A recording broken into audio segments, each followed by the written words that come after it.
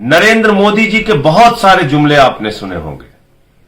कभी 2 करोड़ रोजगार देने का जुमला, कभी पकौड़ा बेच के रोजगार पाने का जुमला, कभी गोबर बेच के रोजगार पाने का जुमला।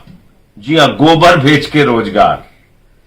और उस वक्त ही मैंने कहा था कि जिन लोगों के दिमाग में ही गोबर भरा है वो आपको रोजगार नहीं दे सकते। वो हमारे आपके दिमाग में भी सिर्फ और सिर्फ गोबर डाल सकते हैं।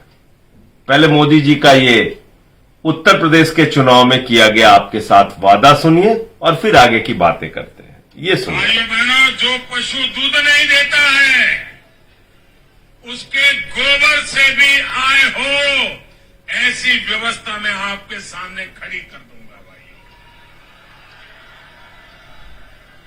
और एक दिन ऐसा आएगा कि छुट्टा जो पशु है ना, लोगों को लगेगा यार घर में इसको बांध लो, इससे भी कमाई होने वाली है। सुन लिया आपने? ऐसे तमाम जुमले जब मोदी जी आपके सामने बोलते हैं तो आप अपने दिमाग पर जोर नहीं देते। आप चिल्ला चिल्ला के नारे लगा रहे होते हैं, तालियां बजा रहे होते हैं, जिंदाबाद कर रहे होते हैं कि चलो अब पकौड़े से रोजगार मिल गया, चलो अब गोबर बेच के हम रोजगार कमाएंगे, चलो अब 2 करोड़ नौकरियां हिंदुस्तान के नौजवानों को मिलेंगी। ऐसे तमाम जुमलों के वक्त या जुमले सुनते वक्त आप अपने दिमाग से बिल्कुल नहीं सोचते, बल्कि नारे लगाने लगते हैं, जिंदाबाद करने लगते हैं, लाइनों में लग के वोट देने लगते हैं। और कई नौजवान तो यहां तक कहते हैं भीख मांग लेंगे लेकिन वोट मोदी जी को ही देंगे। लेकिन मोदी जी ने आपके साथ क्या किया? एक बहुत बड़ा विश्वासघात किया। हिंदुस्तान के 20 करोड़ नौजवानों के साथ एक बहुत बड़ा विश्वासघात किया। हमारे देश के सेना के गौरव को घटाने का काम किया। पिछले कई वर्षों से हमारे नौजवान प्रतीक्षा में थे। कोरोना के कारण सेना की भर्ती नहीं हो रही थी, यह सरकार की दलील थी। बार बार आपसे झूठ बोला जा रहा था, सेना भर्ती नहीं की जा सकती, नहीं की जा सकती। आप उसके कई वर्षों पहले से तैयारी कर रहे थे सेना में जाने के लिए। सेना की जो कुछ भर्तियां हुई भी थी उसमें आज के नियमों के हिसाब से भारी संख्या में नौजवान ओवर एज हो चुके हैं, यानी कि उनकी आयु सीमा खत्म हो चुकी है। अब कौन सी योजना आ गई? अग्निपथ योजना। एक बड़ा भड़काऊ सा, एक बेहतरीन सा नाम दिया गया, अग्निवीर। अग्निवीर बनो। कैसे अग्निवीर बनो? 4 साल सेना में जाके नौकरी करो।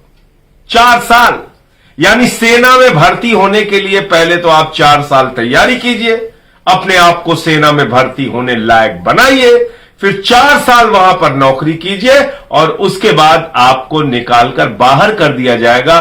फिर बेरोजगारी का कटोरा लेके आप दर दर घूमते रहिए। यह योजना लाई किसके लिए गई है? यह योजना दो कारण आपकी जिंदगी में पैदा करेगी।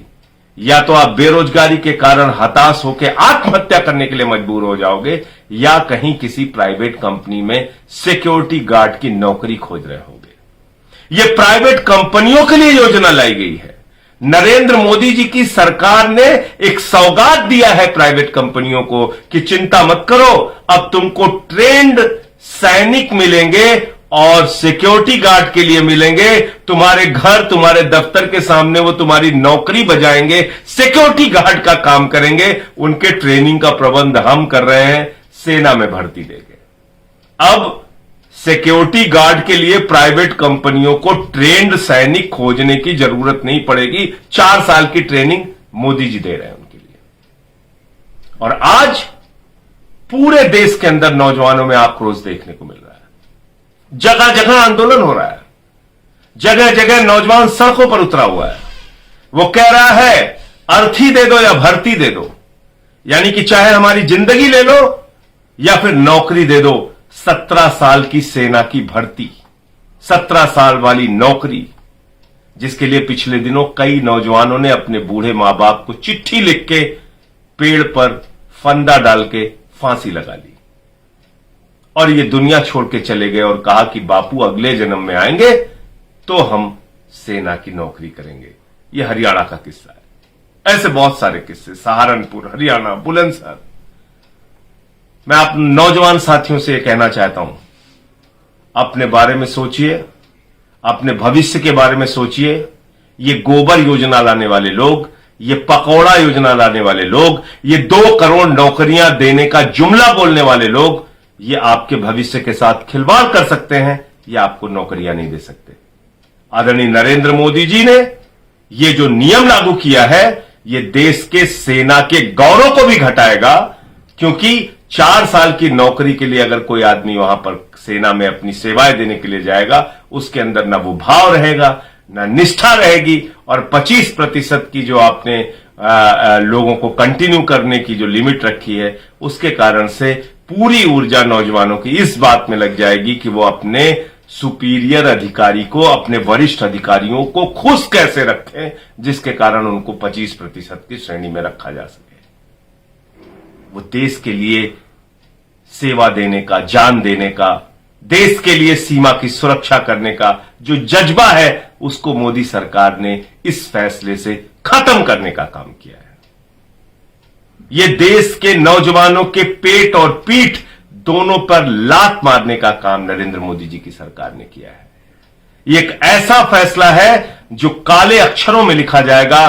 भारत के नौजवान, भारत के करोड़ों नौजवान देश के प्रधानमंत्री नरेंद्र मोदी को इस विश्वासघात के लिए कभी माफ नहीं करेंगे, क्योंकि इन्हीं नौजवानों ने नरेंद्र मोदी जी को अपने कंधे पर उठाकर सत्ता के शिखर पर पहुंचाया 2014 में, सत्ता के शिखर पर पहुंचाया 2019 में, और बार बार उनको नौकरियां देने का वादा करके विश्वासघात और धोखा किया गया। इसलिए नौजवानों से मैं कहना चाहता हूं, जागो, आप जागिए और अपने हक के लिए अपनी आवाज को बुलंद कीजिए।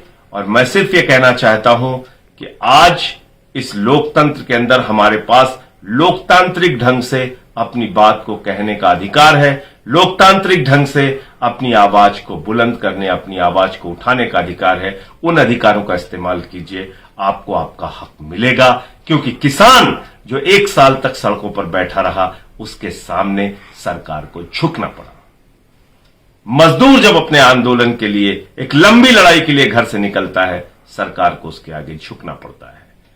मुझे पूरी उम्मीद है नौजवानों के आगे भी इस देश की सरकार को झुकना पड़ेगा।